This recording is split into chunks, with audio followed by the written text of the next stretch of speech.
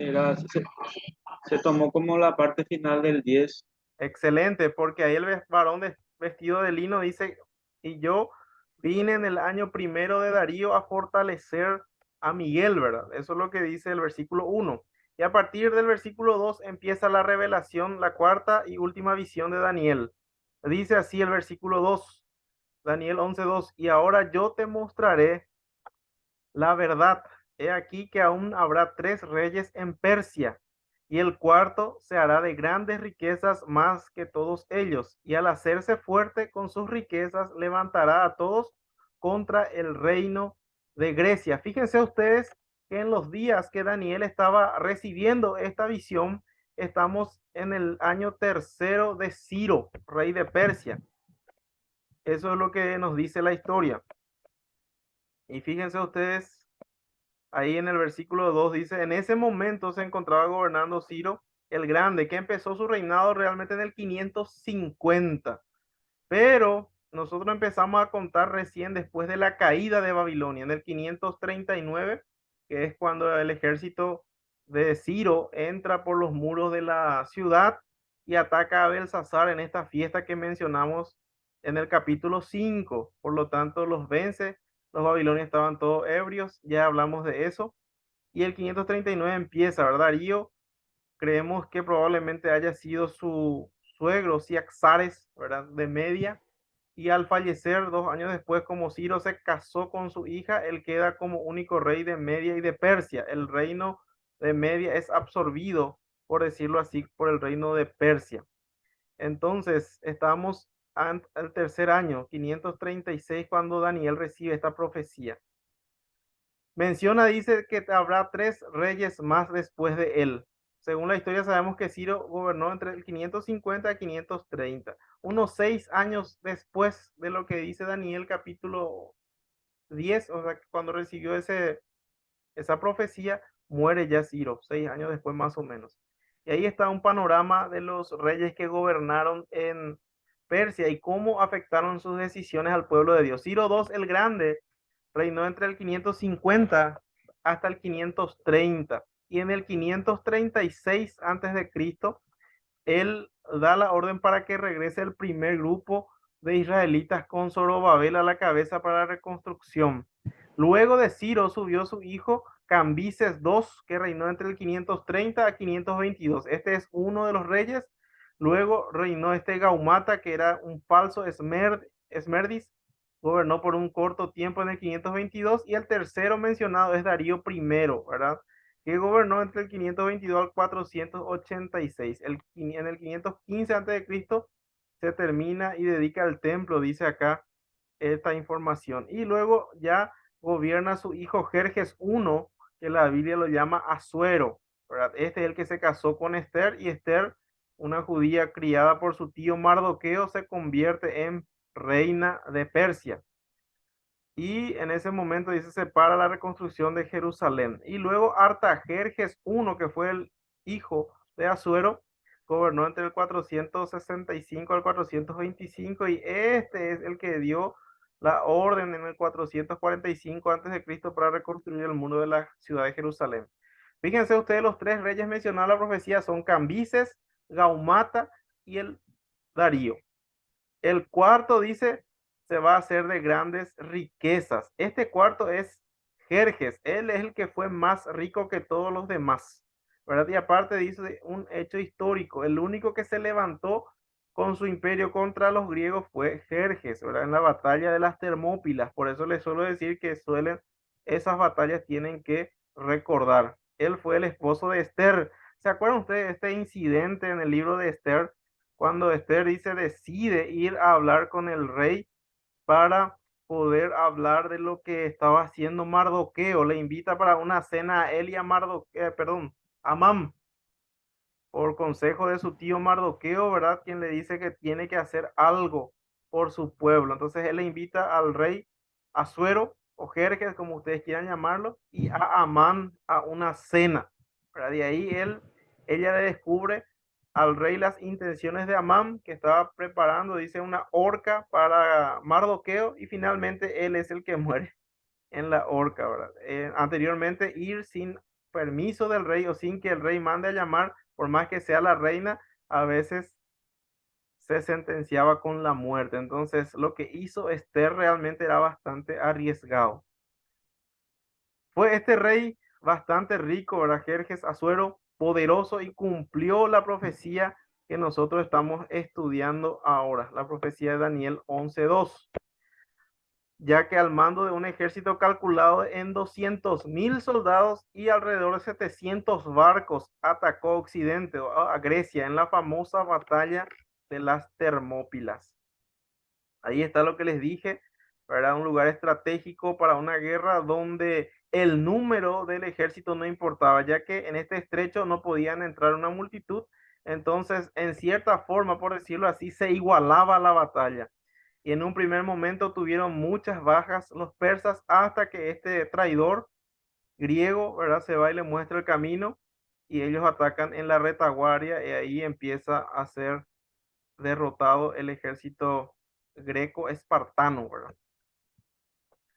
Versículo 3, se levantará luego un rey valiente, el cual dominará con gran poder y hará su voluntad. Este es Alejandro Magno, el que se levantó contra el imperio persa, ¿verdad? En sus días, el que gobernaba el imperio persa fue Darío, y en una serie de batallas decisivas le derrotó en cada una de las batallas. Y no solamente eso, sino que en ninguna batalla él perdió. Siempre Alejandro salió victorioso. Pero cuando se haya levantado, su reino será quebrantado y repartido hacia los cuatro vientos del cielo, no a sus descendientes, ni según el dominio con que él dominó, porque su reino será arrancado y será para otros fuera de ellos. Exactamente así ocurrió. Alejandro Magno, al morir, dice, su imperio fue gobernado, dirigido o dividido entre sus cuatro generales. Probablemente dice la historia que mataron a sus pequeños hijos que tal vez eran de tierna edad, bebés o un poquito de edad preescolar más o menos. Lo mataron para poder acceder los generales al trono del imperio. Luego, estando en su apogeo, dice, muere y el creciente imperio griego es dividido, no entre sus descendientes, que fueron asesinados según la historia, sino entre sus cuatro generales principales. Lisímaco, que se quedó con Tracia, Casandro, que se quedó con Grecia y Macedonia, Seleuco con Siria, como estábamos viendo en ese primer gráfico, y Ptolomeo en Egipto. Estos dos últimos, ¿verdad? Nos interesan, Seleuco y Ptolomeo. Y ahora vamos a ver por qué. Fíjense ustedes nuevamente este gráfico, les voy a mostrar esa región que está de coloración verde. Ahí les señalo, eso le quedó a Casandro, ¿verdad? La parte de Grecia y Macedonia. A Lisímaco le quedó la parte naranja, ¿verdad? Tracia y parte de Asia Menor, lo que hoy es Turquía. Sí, ahí está, por ejemplo, Éfeso, que es una de las iglesias mencionadas en Apocalipsis capítulo 2 y 3. Luego, el que le correspondió el pedazo más grande es a Seleuco, que se quedó con todo básicamente lo que fue el imperio persa, Babilonia y parte de lo que fue el imperio persa. Y lo que está ahí en coloración más o menos celeste es de Ptolomeo, Egipto y parte de Arabia. Esta fue la división, ¿verdad? A nosotros nos interesa, no sé si ustedes ven ahí mi cursor, esta división, ¿verdad? Esta zona. ¿Ustedes ven ahí la flechita o no? Sí, Sí, perfecto.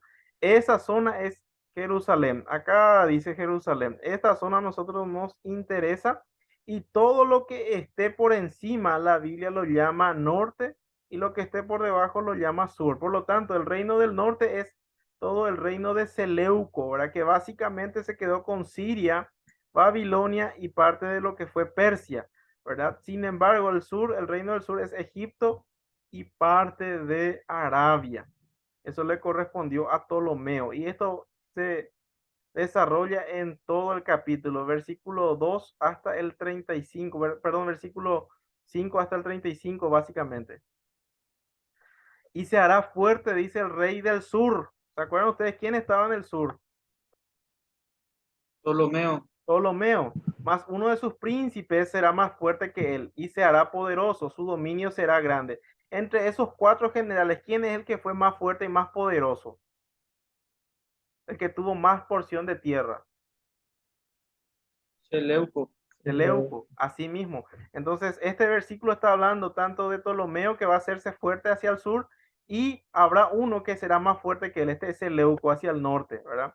Ahí está el primero de los Ptolomeos, fue Sóter. Ellos fueron los que realmente eran griegos, pero empezaron a reinar tanto en Egipto, el caso de Ptolomeo, y Seleuco empezó a reinar en Siria. Eran reyes griegos que estaban en esos países, y sus descendientes sí ya nacieron en esos países. Una dinastía, ¿verdad? Y fueron realmente años y años de guerra y pleito familiar. A raíz de la muerte de Alejandro, su imperio se dividió en 4 territorios, como ya mencionamos. 2 de ellos cobran mucha importancia por su ubicación con Israel. Siria, que está al norte, y Egipto, que está al sur. Ahí está. Una vez más le estoy mostrando, esta es la región de Israel. Entonces, hacia el sur está Egipto, hacia el norte está Siria, y sí o sí las batallas entre el rey del norte y del sur tenían que atravesar por Israel. Sea quien gane, Israel estaba siempre perjudicado por Siria y por Egipto durante todas esas batallas. Versículo 5. Dice, desde el verso 5 al 20 vemos referencias continuas al rey del norte, Siria, donde gobernó Seleuco I Nicátor, que fue el primero, y sus descendientes. Dijimos que una dinastía, tanto en el norte como en el sur. Uno de los 4 generales de Alejandro a la muerte de este, en conflicto constante con el rey del sur, que era Ptolomeo, y sus descendientes. Hay aproximadamente 150 años entre los versos 5 al 20 que se describen ahí detalladamente. Dice ahí en el versículo 5, y se hará fuerte el rey del sur. Es una referencia a Ptolomeo I, quien primero fue nombrado sátrapa sobre Egipto y luego quedó como rey. La misma cosa que Seleuco hacia el norte. Luego dice, más uno de sus príncipes se hará más fuerte y se hará poderoso, su dominio será grande. Tal vez una referencia a Seleuco primero Nicanor o Nicator, como dice ahí, quien fue sátrapa sobre Siria y luego rey, quien fue notablemente más fuerte que Ptolomeo. Vemos que le tocó la parte más grande de lo que fue el imperio de Alejandro. Versículo 6 dice, al cabo de años harán alianza. Fíjense ustedes lo que va a pasar, parece una telenovela. Y la hija del rey del sur vendrá al rey del norte para hacer la paz, pero ella no podrá retener la fuerza de su brazo, ni permanecerá él, ni su brazo, porque será entregada ella y los que la habían traído, asimismo su hijo y los que estaban de parte de ella en aquel tiempo. Cuando ya no querían pelear en la antigüedad, ¿qué es lo que hacían? Hacían un tratado de paz y generalmente se casaban, por ejemplo, un rey le entregaba al otro su hija y este la tomaba por mujer. Entonces había paz en esos días, había alianza, había diplomacia, no había guerra. Pero aquí vemos que esto no resultó así como pensaban. Fíjense usted lo que dice la historia. No en vano los críticos tratan de impugnar el libro de Daniel y en especial este capítulo que nos muestra detalles específicos de lo sucedido en parte del periodo intertestamentario. Llamamos ese periodo intertestamentario al espacio de tiempo que hay entre Malaquías, que fue el último profeta del Antiguo Testamento, y Mateo, que fue el que inició la revelación del Nuevo Testamento. Respecto al versículo 5, han pasado aproximadamente 30 años acá en el verso 6. Para no perder la cronología, vamos a mirar un poco los reyes que se sucedieron en ese tiempo, tanto en Siria como en Egipto.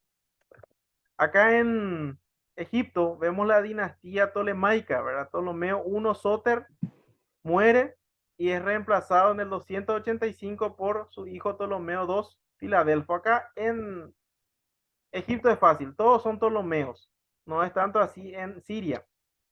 Y solamente el apellido, entre comillas, va cambiando. Ptolomeo III Evergetes, etcétera, etcétera. La Biblia nos habla de Ptolomeo I Sóter ahí en el versículo 5 y en el versículo 6 nos habla ya de su hijo Ptolomeo III Evergetes, ¿verdad? Eso fue por el lado de Egipto. El lado de Siria está Seleuco I, quien se divide básicamente en dos reyes o dos dinastías, ¿verdad? Seleuco y Antíoco, ¿verdad? Seleuco I es padre de Antíoco I y la Biblia habla en el versículo 6 de Antíoco I. Entre Antíoco I y Ptolomeo III es el conflicto ya ahí. Estos son los apellidos, por decirlo así, de los Seleucos y de los Antíocos. Por ahí si les interesa. Ptolomeo Sóter muere en el 285 y reina Ptolomeo II Filadelfo en su lugar. Este Ptolomeo II Filadelfo era realmente, como su nombre dice, Filadelfia, dice amor fraternal, significa esa frase. Él reinó desde el 285 al 246 antes de Cristo y él fue un hombre mucho más tranquilo, no le gustaba la guerra, fue pacífico con los judíos, incluso permitió que se lleve adelante la traducción del Antiguo Testamento del hebreo al griego, ¿verdad? Donde 70 eruditos, ¿verdad? En idioma griego y hebreo hicieron la traducción, la Septuaginta, y tiene mucha importancia porque esta Septuaginta es la Biblia que tenían o los rollos que tenían en los tiempos de Jesús, él y los apóstoles, ¿verdad? Entonces, este Ptolomeo Soter fue el que permitió que se hiciera esa traducción. En Siria, Seleuco I murió en el 281 a.C. y reinó Antíoco I Sóter en su lugar, que no es referido en estos versos. Probablemente no tuvo relación de importancia con Israel, pero sí se menciona a su hijo Antíoco II Teos, ¿verdad? Y acá vemos qué pasó. En ese contexto, estamos en el capítulo 6, verso 6, perdón. Antíoco II se había casado con Laódice y en su honor había construido esta ciudad de la Odisea, que es una de las cartas también que el Señor envió ahí en el capítulo 3, versículo 14 al 22. ¿Se acuerdan ustedes de la iglesia en la Odisea? Bueno, era esposa de Antíoco II. Él fundó la ciudad porque amaba a su esposa. Pero fíjense ustedes lo que hizo. Queriendo la paz con los egipcios, decide divorciarse y enviarla como en una especie de exilio a Éfeso. En ese tiempo se casa con Berenice, que es la hija de Ptolomeo Filadelfo, alrededor del 248 antes de Cristo.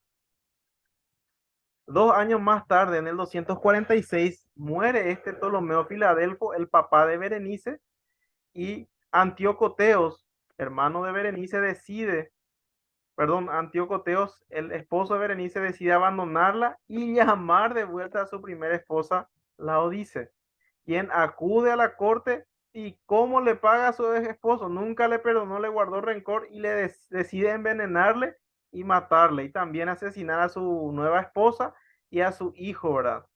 Que era Antíoco, el que iba a gobernar en su lugar. Ella mata a Berenice y a su hijo y los otros súbditos que eran leales al rey son asesinados y se instala al hijo de la Odisea, Seleuco II, como rey de Siria. Fíjense ustedes todo lo que pasó, parece una novela, ¿verdad? La Odisea, ¿verdad? Que había sido construido en su honor, la ciudad que lleva su nombre, ¿verdad? Le pagó a su esposo matándole, ¿verdad? Bueno, su esposo también le envió al exilio y se casó con otra, ¿verdad? Ella nunca le perdonó. Luego dice versículo 7, pero un renuevo de sus raíces se levantará sobre su trono y vendrá con ejército contra el rey del norte y entrará en la fortaleza y hará en ellos a su arbitrio y predominará. Está hablando del rey del sur, el hermano de Berenice, que era Ptolomeo Evergetes, era Ptolomeo III, que reinó del 246 al 221 a.C., decide vengar la muerte de su hermana. Entonces arma un gran ejército y viene contra el rey del norte. El trono de Siria estaba ocupado por Seleuco II Calínico, hijo de Laodice, quien gobernó del 246 al 226 a.C. Ptolomeo de Vergetes ataca a Egipto y tiene bastante éxito en primer momento, así como lo relata la profecía. O sea, la venganza le salió bien a este Ptolomeo, venga la muerte de su hermana y lleva bastante riquezas de Egipto, dice la Biblia. Versículo 8 dice, y aún a los dioses de ellos, sus imágenes fundidas y sus objetos preciosos de plata y de oro llevará cautivo a Egipto y por años se mantendrá él contra el rey del norte, ¿verdad? Ptolomeo de Vergetes tuvo éxito y prácticamente luego, mientras se recupera el rey del norte, hay paz. Lo que describen estos versos es la gran victoria de Ptolomeo de Vergetes o Ptolomeo III sobre Siria al lograr llevar un importante botín de dicho país. además de recuperar imágenes y objetos de valor que el rey Cambises, que era hijo de Ciro, ¿se acuerdan? Había sustraído de Egipto en el 525 antes de Cristo. Probablemente la división del reino de Alejandro se fue y quedó con Seleuco. Entonces recuperó todo eso Ptolomeo III Evergetes. La segunda parte del verso dice, y por años se mantendrá él contra el rey del norte. Significa que no habría guerra entre ambos, ya que firmaron un tratado de paz en el año 241 antes de Cristo aproximadamente. Versículo 9, así entrará en el reino el rey del sur y volverá a su tierra. Realmente si leemos solamente ese versículo pareciera como que no está claro. Sin embargo, si leemos alguna versión popular o versión del lenguaje actual o alguna paráfrasis, se van a dar cuenta que realmente el que viene a invadir el reino del sur es el rey del norte, que en este caso es Seleuco II Calínico.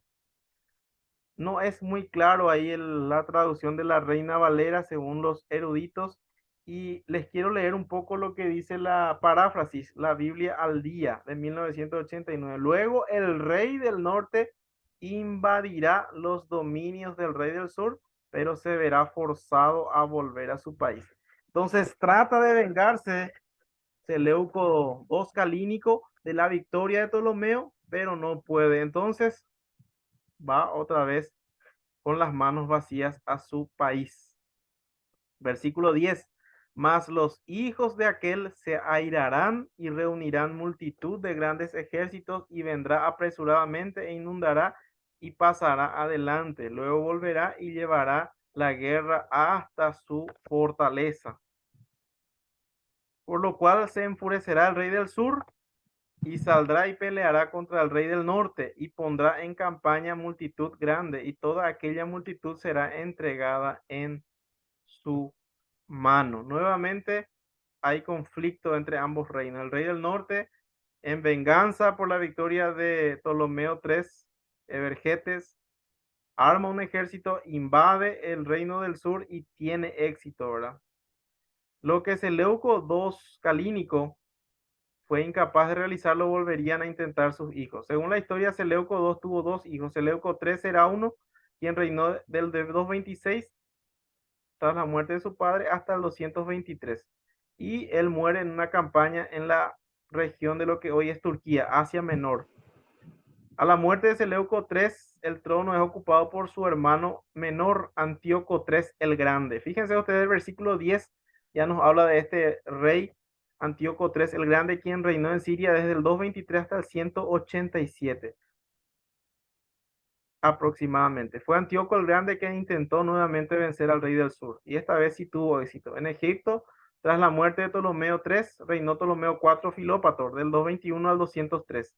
Antíoco el Grande atacó a Ptolomeo en la cuarta guerra contra Egipto, pero debido a la destreza de uno de los generales, Teodoreto, el rey del sur, no tuvo éxito en su primer ataque. Ahora en los siguientes sí ya tuvo éxito Antíoco III. Volvió a atacar, esta vez logra capturar Seleucia y en el año 219 también añade a Tiro y Ptolomais, pero sin lograr la captura de Israel, que estaba dominada por el reino del sur. Dijimos que desde el 301 más o menos estuvo en manos de los Ptolomeos, ¿verdad? El pueblo judío sufría mucho durante estas guerras, sea quien gane, siempre sufría el pueblo de Israel. Versículo 12, y al llevarse en la multitud, se elevará su corazón y derribará a muchos millares, mas no prevalecerá. Y el rey del norte volverá a poner en campaña una multitud mayor que la primera, y al cabo de algunos años vendrá apresuradamente con gran ejército y con muchas riquezas. Ptolomeo IV, un hombre indolente, entregado a los placeres, reunió un ejército de 70,000 hombres y 73 elefantes para enfrentarse al rey del norte, que en ese caso era Antíoco III el Grande, alrededor del 217 en Rafia. Antíoco el Grande, por su parte, reúne 70,000 hombres, o sea que tienen igual cantidad de hombres, pero tiene más elefantes, 103 elefantes. Fíjense ustedes las batallas en la antigüedad, ¿verdad? Eran llevados los soldados por elefantes, ¿verdad? Y prevalecía a veces el que tenía más elefantes o el que era más multitudinario. En ese caso, a pesar de tener más elefantes, Antíoco prevalecieron los egipcios, ¿verdad? Ganaron esa guerra. Ptolomeo resultó victorioso, Antíoco recuperándose de la derrota espera el momento oportuno para atacar nuevamente.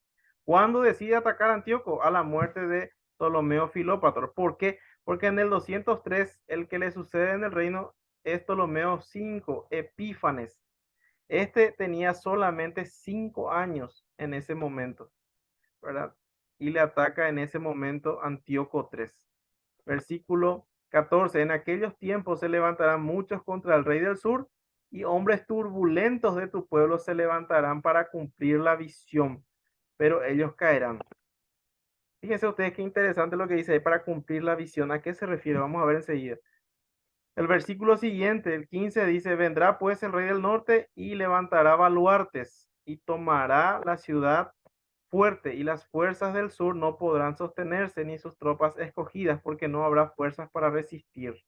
Antíoco III, en su afán de vencer a Ptolomeo, busca ayuda en Filipo V de Macedonia, con quien acuerda dividirse el territorio de Egipto, una vez hayan derrotado al rey del sur. A esto seguramente se refiere el verso 14 cuando dice se levantarán muchos contra el rey del sur, Antíoco y sus aliados, en este caso Filipo V. Y hombres turbulentos de tu pueblo se levantarán. Se refiere a los judíos que resentidos por estar bajo el rey del sur prácticamente desde unos 15 años después de Alejandro, más o menos alrededor de casi 100 años ya bajo Egipto, se congracian con Antíoco III el Grande para su liberación.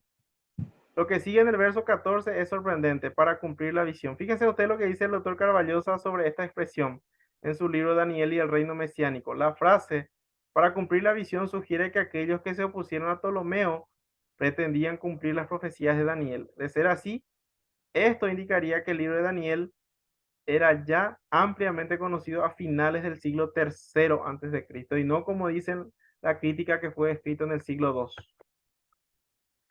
En el verso 15, Daniel retoma el relato histórico donde lo había dejado en el verso 13. Antíoco III el Grande invadió Gaza en el 202 a.C. Además, luego logró la captura de Sidón y Paneas. El rey del sur no pudo con los ataques del rey del norte, tal como dice el verso 15. Notemos cómo cada una de estas profecías ha tenido cumplimiento en la historia tal cual fueron predichas. Pero esto no es novedad. Tenemos un Dios grande que nos dice el futuro antes de que ocurra. Eso es la profecía bíblica. A continuación, solamente quiero mencionar dos ejemplos. Primero, la profecía sobre Josías. Esta profecía está en primer libro de Reyes 13, 1 al 5, donde un profeta reprende al rey Jeroboam que acababa prácticamente de formar el reino del norte, ¿verdad? Que dividió el imperio, ¿verdad? El reino, perdón, de los hijos de David. Roboam estaba reinando, ¿verdad? Y él divide el reino en reino del norte y reino del sur. El reino del norte estaba bajo Jeroboam y es amonestado por el profeta que le dijo que vendría uno de la descendencia de Roboam que iba a matar a los, o sea, iba a quemar los huesos de los falsos profetas. Y decía por nombre Josías. Lean ustedes primer libro de Reyes 13 y segundo libro de Reyes 23, el cumplimiento. 300 años antes ya fue predicho ya el nacimiento de Josías y todo lo que iba a hacer para eliminar la idolatría o para intentar eliminar la idolatría del pueblo de Israel. Y la otra profecía es sobre Ciro. Unos 150 años antes, el Señor lo menciona ya como su siervo, que haría su voluntad, que dejaría volver a los judíos exiliados en Babilonia a su territorio. 150 años, para que vayan leyendo un poco. Es bien interesante la profecía bíblica. Versículo 16 dice, y el que vendrá contra él hará su voluntad y no habrá quien le pueda enfrentar y estará en la tierra gloriosa, la cual será consumida en su poder. 17. Afirmará luego su rostro para venir con el poder de todo su reino y hará con aquel convenios y le dará una hija de mujeres para destruirle, pero no permanecerá ni tendrá éxito. Nuevamente intentan la alianza, ¿verdad? Volverá después su rostro a las costas y tomará muchas, mas un príncipe hará cesar su afrenta y aún hará volver sobre él su oprobio. Luego volverá su rostro a las fortalezas de su tierra, más tropezará y caerá, y no será hallado. En esta invasión, Antíoco III tuvo éxito. Incluso en el 198 recuperó a Israel para dominio sirio y le quitó a los Ptolomeos el gobierno de Israel, que más de 100 años ya estaba a cargo de ellos. Pero no hizo más guerra con Egipto, intentó derrotar al rey del sur por medio de la diplomacia. ¿Qué hizo Antíoco?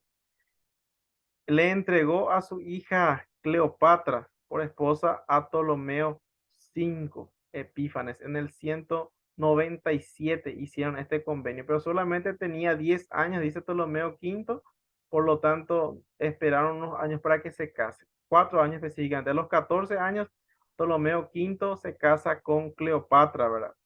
La hija de Antíoco III, pero esta no es la famosa Cleopatra de Egipto, es otra. No tenemos que confundir la Cleopatra que se casó después, o sea que fue una de las mujeres de Julio César y luego de Marco Antonio. En el año 30 antes de Cristo, al ver que sería asesinada esa Cleopatra famosa de la historia por Octavio, que luego iba a ser Augusto César, se suicida al dejarse morder por una serpiente venenosa. Muy bien, eso es solamente para dar un marco histórico de esta Cleopatra que es la más famosa, y vamos a hablar ahora de la otra Cleopatra. Se unió a Ptolomeo V, pero no resultó como quería su papá Antíoco III.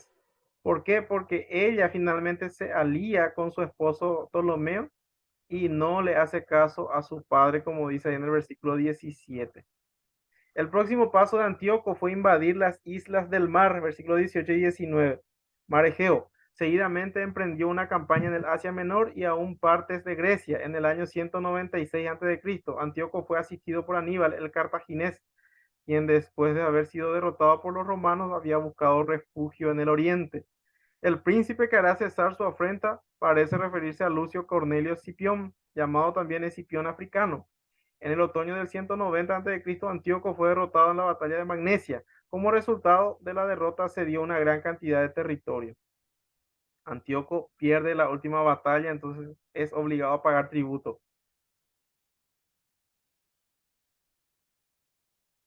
Dice, entregó los elefantes de guerra y los barcos, con excepción de 10, y pagó un total de 15.000 talentos. Además, se comprometía a no atacar a los aliados de Roma.